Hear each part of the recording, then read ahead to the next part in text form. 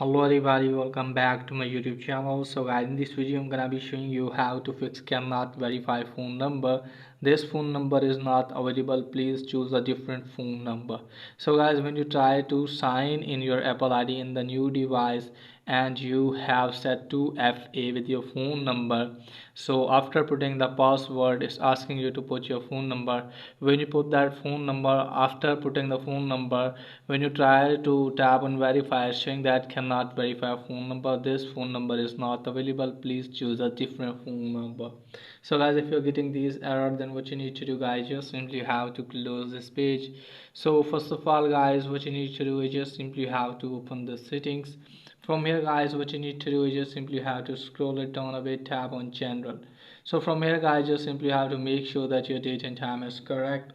Let me tell you that if your account is already signed in on the other device guys, then what you need to do guys, just simply you have to open that device settings. From here guys, you have to scroll it down, tap on your Apple ID. From here you have to tap on sign in and security via some seconds. Let me tell you that what you need to do is just simply have to tap on that, tap on add email or phone number.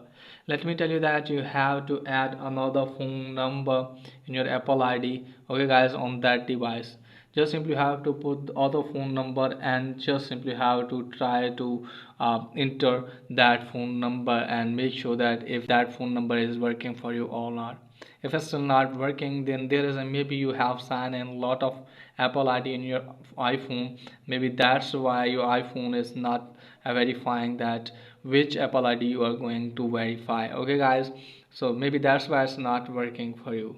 So guys, what you need to do is just simply have to open the setting, tap on your Apple ID. So from here guys, what you need to do is just simply have to sign out the other Apple ID which you have already signed in. If you have signed in, sign out that Apple ID, turn off your device, and just simply have to sign in the Apple ID, and after that hopefully your problem will be fixed.